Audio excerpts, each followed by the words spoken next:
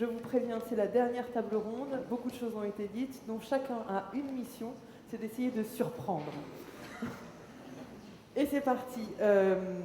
On a bien parlé donc de ce modèle économique qui se fragilise. On comprend que tout le monde doit se remonter les manches. On entend qu'il faut absolument à la fois fluidifier les marchandises et on parle aussi de simplification, ce qui veut dire qu'il faut aussi arriver à fluidifier les échanges sur le plan politique.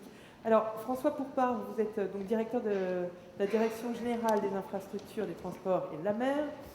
Vous êtes en fait porte-parole de l'État sur cette question. Comment articuler les dynamiques territoriales pour cette fameuse stratégie nationale? L'État a sa vision. Comment on articule pour rendre les choses actives, dynamiques, puisque le terme est écrit, et faisable? Eh bien, je vais revenir juste en un mot sur la remarque faite par mon excellent collègue Claude Gressier, disant qu'il n'y a pas de stratégie portuaire. Et en fait, il y en a une quand même. Hein. Il y en a une, elle existe. Elle est très simple à lire. En fait, ça tient en 8 pages, avec des choses qui ont un caractère d'évidence. C'est-à-dire que les ports s'inscrivent dans un territoire, le territoire national. Ils desservent des hinterlands qui sont globalement articulés autour des grands axes fluviaux et ferroviaires, avec une mention particulière pour les ports ultramarins. Donc voilà, je résume à grands traits, et on est dans des choses qui, par nature, inscrivent les ports dans leur territoire. Et de la même façon, par nature, on l'a dit tout à l'heure, ces territoires dépassent les limites administratives de la ville, de l'agglomération ou de la région, parce que les ports ont vocation à irriguer un tout petit peu plus que la région havraise ou marseillaise, mais à irriguer y compris tout le territoire national, voire européen. Est-ce que ça veut dire que tout va bien, alors, si cette stratégie existe et là, en 8 pages? Je n'ai pas dit que tout va bien, mais au moins ça existe. Voilà. Alors, c'est probablement insuffisant pour définir un modèle économique, pour faire en sorte que tout aille bien, mais il y a quand même cette première pierre. Alors, sur les collectivités locales, je crois que on a beaucoup, dans les dernières années, évoqué l'idée de renforcer la place des collectivités locales dans les ports. On vient de le faire au gré de différentes lois, la loi NOTRe, la loi économie bleue, on l'a dit tout à l'heure. Et donc, aujourd'hui, il me paraît, moi, que à la fois les collectivités, y compris les milieux économiques, sont présents dans la gouvernance des ports. Alors, le stade après, ça serait de décentraliser tel ou tel port. Il s'agit d'une autre...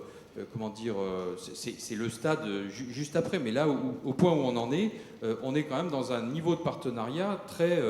l'outil existe. Alors maintenant, les outils, il faut s'en servir, il faut développer des stratégies, il faut que les ports développent des stratégies portuaires, effectivement, à 5 ans, 10 ans. Ces stratégies sont adossées à des stratégies d'infrastructure, et il y a aussi des stratégies de service, des stratégies commerciales à dérouler. Et évidemment, le conseil de surveillance, le conseil de développement des ports, sont là pour que ces débats partenariaux entre collectivités, autorités portuaires, État et milieu économique puissent se nouer. Alors, je ne dis pas là non plus que parce que l'outil existe, ça suffit à résoudre les problèmes. Mais le stade suivant serait en effet une décentralisation de tel ou tel port. Alors cette question a été évoquée. Moi, ma réflexion, c'est qu'on fait des réformes portuaires depuis 2006 à peu près tous les 3 ans, tous les 4 ans. Une réforme portuaire, c'est compliqué. On fait du législatif, du réglementaire, après il y a un dialogue social à mettre en place. Tout ça coûte quand même très cher, parce qu'en général, on aligne le dialogue social toujours un peu par le haut. Et je suis très sensible à l'idée de stabilité réglementaire. Aujourd'hui, on a un arsenal, je dirais, législatif et réglementaire. Je crois que maintenant, il faut qu'on s'en serve. Alors, on peut toujours faire des lois tous les 3 ans, où chaque gouvernement fait sa loi portuaire ou sa loi économie bleue. Mais aujourd'hui, la vraie question ne me semble pas une question normative. Ça me semble être une véritable question de partenariat à faire vivre au quotidien et à nouer sur les places portuaires. Voilà. Je voudrais terminer effectivement en disant qu'il n'y a pas... le monde n'est pas tout rose. Il y a effectivement un problème budgétaire. Ce problème, on l'a mentionné avec les dragages, il est bien identifié. C'est un problème global. Ça ne concerne pas que les ports. Et non, il n'y a pas d'annonce. Je tourne vers mon voisin. Mais je veux vous dire que tous les efforts sont faits pour transcender ce problème et pour obtenir des budgets à la hauteur des espérances des places portuaires. Je crains ne pas encore y parvenir. En tout cas, les efforts sont déployés. Et à ma place, je ne peux faire que constater les arbitrages à un moment donné. Je crois qu'il y a une question très importante qui a été évoquée, c'est bien celle du modèle économique. La rente pétrolière se dérobe sous nos pas, sous le pas des ports, et là, il y a une véritable question de mutation du modèle. Faire muter un modèle, ça demande aussi des investissements portuaires, ça demande aussi de changer les habitudes, de changer les fonctionnements et de changer les modèles économiques des différentes industries. Et du coup, dans le cadre de cette mutation dont vous parlez là, les rapports parlementaires dont on a commencé à parler, on va continuer dans un instant, comment est-ce que vous les percevez ? Les rapports parlementaires sont Est-ce effectivement... que vous apprenez des choses justement par rapport à cette stratégie nationale déjà ciblée ? Ils sont remis, enfin, les rapports parlementaires, pour moi, enclenchent une dynamique qui est, mettons-nous autour de la table, enfin, pour faire simple, mais mettons-nous autour de la table entre élus, milieu économique, place portuaire, pour définir une stratégie à l'échelle de Medlink, Aropa, les ports du Nord et les ports de la façade atlantique, et puis, encore une fois, les ports ultramarins. Et je crois que là, tout est à construire. Alors, je voudrais juste terminer en disant qu'il y a quand même un point là, que je n'ai pas trop entendu tout à l'heure, qui est la question un peu du deal sur les places portuaires, à la fois entre les différentes industries et les organisations professionnelles et aussi les organisations syndicales. C'est quand même un point important. On a vu ce qui s'était passé en juin dernier. La confiance, quand elle est construite, elle peut se détruire très vite. Et je suis très sensible à cette question sociale. Il ne s'agit pas ici de dire qu'il faut que les ports, lâchent tout à la négociation sociale, mais en même temps, on a des acteurs qui sont sur la place et il faut bien discuter avec eux. Merci beaucoup. Arrêtez de parler avec votre voisin, c'est à vous de prendre la parole maintenant. Jérôme Bignon, s'il vous plaît. Merci François Poupa. Alors, on vient d'entendre la stratégie nationale est fixée. Par contre, il faut quand même, ce que je retiens, c'est, si j'ai bien compris, c'est arriver à repenser quand même à une nouvelle échelle des stratégies je vais employer un terme, de proximité différentes par rapport au rapport Hauts-de-France-sur-Mer sur lequel vous avez travaillé, que vous avez rendu. Est-ce que justement ça engage ce genre de choses-là ? Moi, ce que je voudrais dire pour commencer, d'abord c'est bonjour à tous ceux qui n'ont pas salué, et ensuite dire une phrase qui m'a beaucoup impressionné dans la lettre de mission que nous avions reçue du Premier ministre, les 8 parlementaires. Je ne sais pas si vous avez eu connaissance de cette lettre de mission, mais si vous n'aviez pas eu connaissance, je vais vous dire ces 2 lignes. Je vous passe les deux pages, et je vous donne 2 lignes. Et pour ne pas tronquer la pensée du Premier ministre, je vais même les citer. Il nous confie donc une longue lettre de mission extrêmement documentée et très intéressante. Et au 2e paragraphe, il nous dit « Rien ne peut expliquer que la France, première façade maritime d'Europe, soit durablement un acteur de seconde zone dans le domaine du transport de marchandises. » Donc voilà quelque chose qui était interpellant et qui secouait ceux qui recevaient ce message, parce que la mission était un peu hard, de se dire qu'il existe une stratégie, qu'il y a des centaines, des milliers d'acteurs qui s'échinent toute la journée à travailler sur le terrain depuis des années, que de nombreuses réformes sont intervenues, et que nonobstant cette dynamique, nonobstant la bonne volonté indiscutable de tous les acteurs, rien ne peut expliquer, comme le dit le Premier ministre. Moi, j'étais dans une situation qui était très compliquée parce que je ne connaissais rigoureusement rien à la vie des ports. Les ports que je connais, c'est le port du Hourdel dans la baie de Somme, qui est un port de pêche qui est un peu ensablé. Un petit peu le port du Tréport, parce qu'il est un peu picard, il a été géré par le département de la Somme. En dehors de ça, ma connaissance du monde portuaire était extrêmement faible.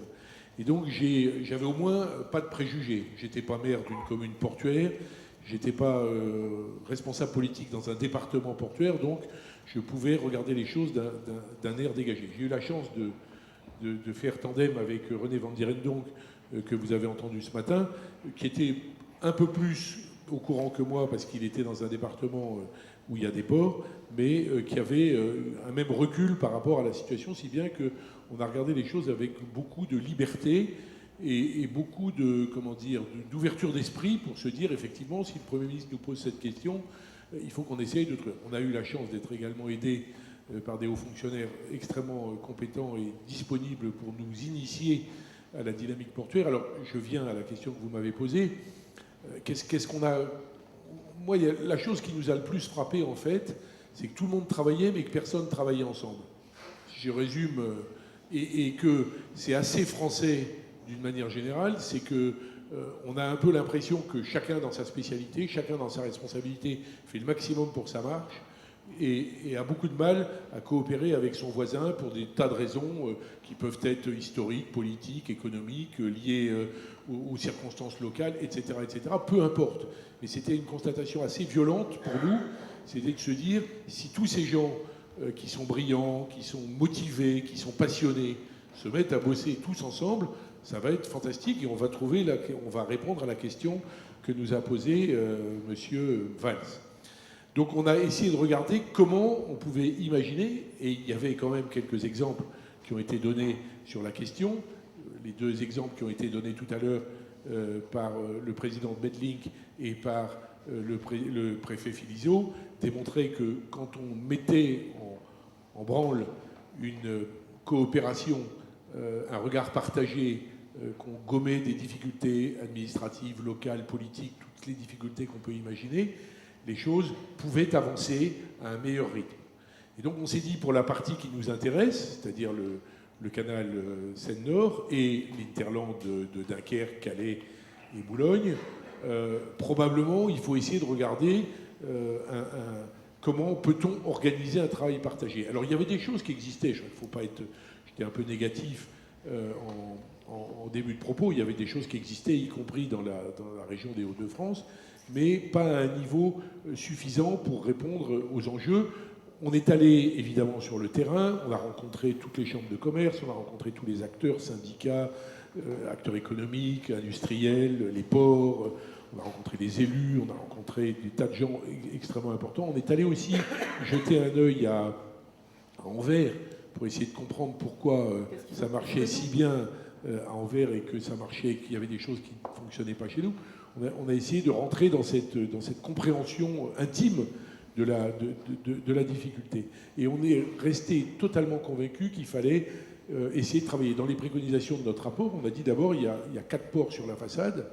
Alors on a dit, il n'y en a pas 4, il y a Calais, Boulogne et Dunkerque. Nous, on est convaincus et on a rajouté Eurotunnel, parce que Eurotunnel n'est pas un port stricto sensu, mais est quand même un tuyau dans lequel il passe pas mal de marchandises et d'hommes entre l'Angleterre et la France. Donc on a considéré qu'il fallait travailler. On a dit il faut que ces 3-là travaillent ensemble.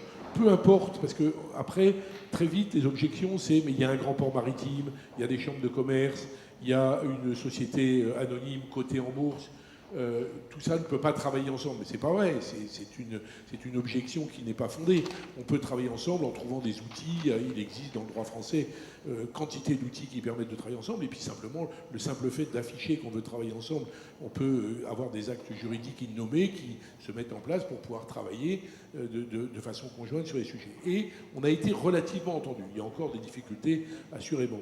Ensuite, on s'est dit il faut que sur l'axe fluvial, c'est-à-dire au départ de Dunkerque, il y ait une coopération sur tous les ports fluviaux le plus loin possible. À l'origine, la Chambre de commerce de l'Oise n'était pas impliquée. Or, le canal Seine-Nord a son commencement dans le département de l'Oise. Et on a dit, il faut que travailler ensemble.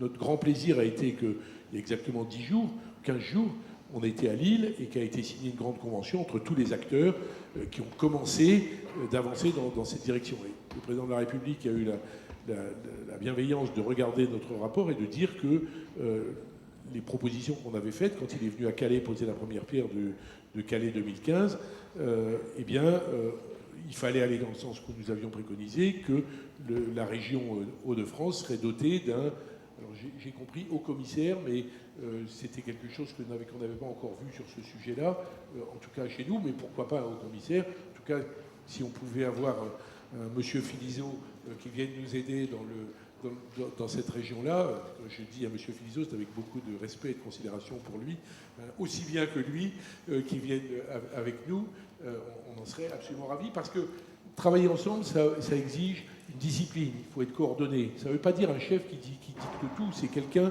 qui coordonne le bon travail, qui a une feuille de route, qui la suit, et qui facilite la réalisation par les relations qu'il a dans l'administration, à Bruxelles, avec les différents élus. Donc ça, c'est quelque chose qui nous est apparu une évidence.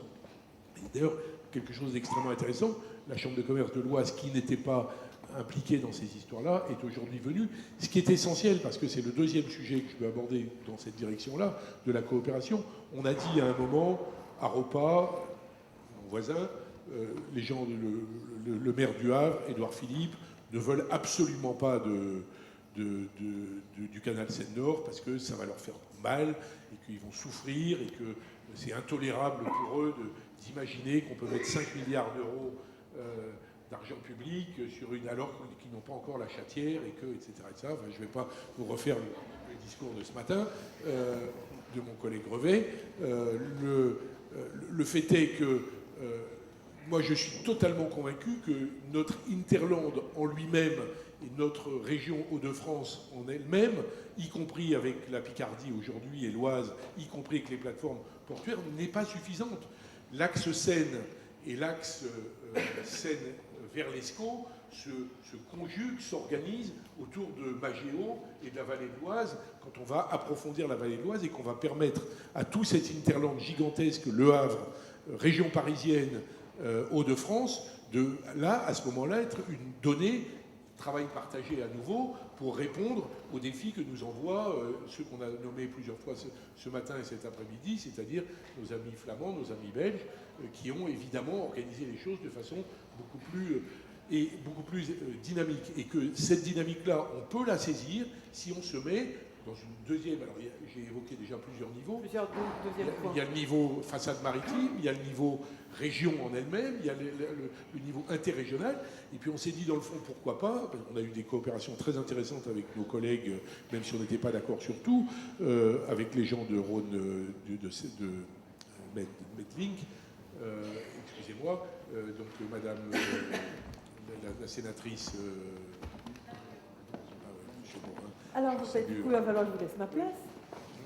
Je termine, et pour laisser le président Morin nous rejoindre, il fallait qu'on allie la dynamique qu'on pensait pouvoir mettre en place avec les petits 1, la Normandie, petit 2, Hauts-de-France, avec évidemment Rhône-Alpes et la Méditerranée, et évidemment la façade atlantique.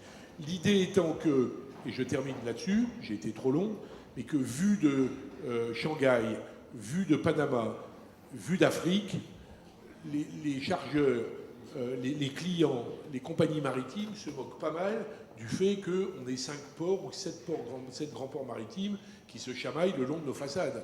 C'est pas le sujet.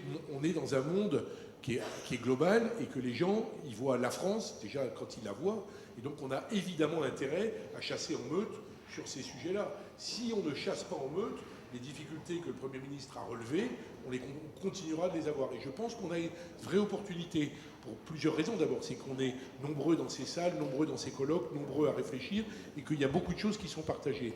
La deuxième raison, c'est que c'est l'intérêt collectif. La troisième raison, c'est que les régions sont aujourd'hui en mesure d'apporter ce qu'elles n'avaient pas probablement dans leur état antérieur, les moyens d'apporter un vrai appui économique, ingénierie à l'organisation de notre territoire sur les ports et sur les moyens intermodaux. Bref, tout est prêt aujourd'hui pour que nous nous mettions en œuvre. Il ne faut pas tarder parce que le monde nous attend.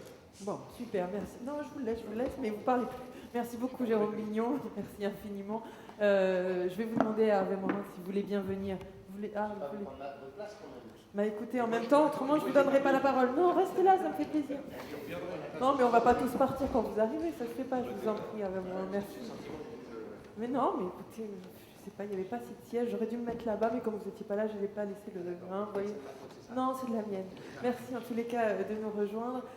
Avant de vous donner la parole, je me tourne vers vous, Hervé Martel, par rapport à tout ce qui vient d'être dit par Jérôme Mignon. Quand vous avez vu ces rapports parlementaires, vous, qu'est-ce que vous en avez ressorti? Pas vu de Shanghai, mais vu du Havre. c'est un peu vache. Je suis assis entre le représentant de l'État et mon président de région, et vous me donnez la parole avant le président de région. Ah non, mais parce que Ça aurait été beaucoup plus confortable pour moi de faire la synthèse, d'abord, consensuelle, en plus, je me et beaucoup dis, moins risquée. Monsieur Morin arrive juste maintenant. Peut-être que si vous engagez un peu la discussion, il pourra rebondir sur quelqu'un, tandis que là, il ne peut pas. Donc c'est une façon de... Et puis en plus, j'avais prévu de vous faire parler maintenant. Plusieurs choses. D'abord, dans ces rapports parlementaires, ils sont très bien synthétisés dans le travail qu'a fait TDIE, donc vous pouvez vous y référer, toutes les idées y sont. La première chose, c'est que ça interpelle l'État beaucoup. On travaille sur le territoire et finalement, ça interpelle l'État sur quelle est la stratégie de l'État. La deuxième chose, c'est que ça reprend beaucoup d'éléments, je dirais de façon quasiment exhaustive, des éléments sur lesquels on discute déjà, mais en les classant, en les ordonnant et en faisant finalement une sorte de consensus autour de tout ça. Et donc, je trouve que c'est une très bonne préparation ce colloque, c'est une très bonne préparation pour le prochain CIMER. Je veux dire, il y a tous les éléments dans lesquels on peut piocher pour bâtir, que ce soit à une échelle locale ou une échelle nationale, une stratégie dans laquelle on peut piocher des éléments de stratégie. Il y a un seul sujet, mais qui est vraiment un sujet de nature politique, c'est la chatière. Faut-il faire la chatière ou ne pas faire la chatière? Vous avez compris que c'est un sujet principal de toute cette politique journée, au sens noble du terme. On est pour, on est contre, mais ça ne s'explique pas. Non, mais ce que j'ai entendu aussi par rapport à la question protocolaire, vous voyez, c'est que finalement, il faut qu'il y ait un travail qui soit beaucoup plus en coopération et qu'il ne faut pas qu'il y en ait un qui décide, mais qu'à l'échelle de l'État, comme à celle des régions, comme à la direction des ports, il y a un travail qui soit beaucoup plus commun. Oui. Donc finalement, il n'y a pas d'ordre protocolaire. C'est ça qu'il faut retenir. Non, il n'y a pas d'ordre protocolaire, mais je dirais naturellement, aux différentes échelles de territoire, l'ensemble des collectivités sont concernées. Quand on est pour le seul port du Havre, on est un aménageur de 10 000 hectares. On ne peut pas faire ce travail d'aménagement sans travailler en bonne intelligence avec les collectivités, je dirais au niveau territorial, ville ou agglomération. C'est une évidence. On a sur notre territoire 32 000 emplois, 14 000 emplois qui sont des emplois portuaires liés à la logistique, 17 ou 18 000 emplois qui sont des emplois industriels. Ça ne peut pas ne pas intéresser le président de région qui est à ma gauche d'avoir un outil, finalement nous sommes un outil. Il participe à sa gouvernance, encore plus depuis la loi sur l'économie bleue, dont le but est de maintenir et de développer ces 32 000 emplois sur le territoire.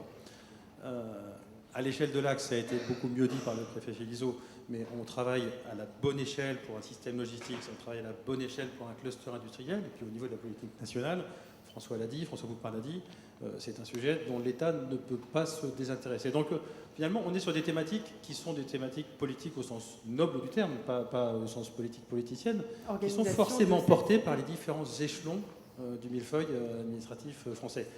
Notre travail, nous en tant qu'autorité portuaire, et puis avec le préfet Philizot, lorsque à l'échelle de l'Axe-Seine et puis l'ensemble des autres opérateurs, on veut finalement traiter à la bonne échelle ce système logistique et ce cluster industriel. Finalement, c'est à nous de faire un véritable travail pour proposer les solutions qui permettent de le développer. Et ce travail, avant, on ne le faisait pas. Avant, on le faisait en interne. Il y avait un élu qui appelait le directeur autonome du port autonome. Je trouve que tout est dit dans cette formule. On avait tendance, en tant que port autonome, à avoir son propre projet stratégique, à n'en parler à personne et à chercher des financements, sans expliquer à quoi ça sert. Aujourd'hui, je pense qu'on a assez largement dépassé ce stade dans notre mode de fonctionnement, et la réforme de 2008 est pour quelque chose, et la construction de l'Axe-Seine, des contrats de projet régionaux et interrégionaux, ils sont pour quelque chose. On doit faire cet effort de formaliser ce qu'est notre vision, d'abord de ce qu'il est possible de faire. À très long terme, on a fait à l'horizon 2030 pour ce qui est de l'Axe-Seine, d'Aropa, et puis à 5 ans, puisque c'est l'échelle de temps du projet stratégique. Et on a l'obligation de mener cette réflexion et de la formaliser. Quelle est la liste des actions que l'on pense devoir et pouvoir faire pour parvenir à un développement économique? Qui est pour un développement économique? Tout le monde, généralement. Est-ce que ces actions sont pertinentes? On a un sujet de débat. Mais finalement, ce n'est pas très difficile. C'est plus facile de trouver un consensus avec l'ensemble des collectivités territoriales sur les moyens, encore une fois, sauf la chatière, sur les moyens d'obtenir un développement économique, que de mettre d'accord à la cour d'école, comme ça a été dit ce matin. Parce que sur la cour d'école, objectivement, la cour d'école, Monsieur le Président, ce matin, quelqu'un a comparé une place portuaire à une cour d'école avec des acteurs qu'il est impossible de mettre d'accord. Parce que là, c'est le temps fort de la matinée. Non, ça n'a pas été le temps fort, mais autant dans la cour d'école, les gens ont objectivement des intérêts divergents. C'est-à-dire l'intérêt collectif du collectif portuaire n'est pas forcément la somme des intérêts individuels des acteurs. Et donc ça, c'est une vraie difficulté sur un port. Une vraie difficulté. Autant aux différentes échelles territoriales, il n'y a pas de raison qu'on ne se mette pas d'accord sur ce qu'il convient de faire. Et finalement, c'est un peu difficile de faire travailler tout le monde ensemble, mais finalement, on a un très bon contrat de projet État-région en Normandie, en Grande Normandie. On a un très bon contrat de projet interrégional, le préfet Lizo l'a dit tout à l'heure, parce que ce travail a été fait et finalement, il y a eu une adhésion assez naturelle et assez forte des collectivités. Globalement, quand même, ce que je voudrais dire, c'est qu'aux différentes échelles de territoire, et je pense que ce colloque, c'est une des façons de répondre à cette préoccupation, on en avait parlé avec Philippe Blanc, c'est que quand je me compare par rapport à mes homologues du Benelux ou allemands, on a quand même le sentiment, alors c'est pas vrai en Normandie parce qu'on est une vraie région portuaire, je veux dire, les ports sont importants dans la région de Normandie, on a quand même le sentiment que nos sujets portuaires logistiques sont un peu moins portés politiquement, toutes tendances confondues, que ça ne peut l'être au Benelux ou en Belgique, enfin aux Pays-Bas ou en Belgique, où c'est clairement une cause nationale, où ce sujet-là, ça ne fait pas débat, c'est une priorité nationale. Chez nous, c'est moins évident, mais on y travaille. Dernière chose, pardon, à l'échelle du territoire, AROPA, donc ce sont les ports d'État, mais on sait aussi,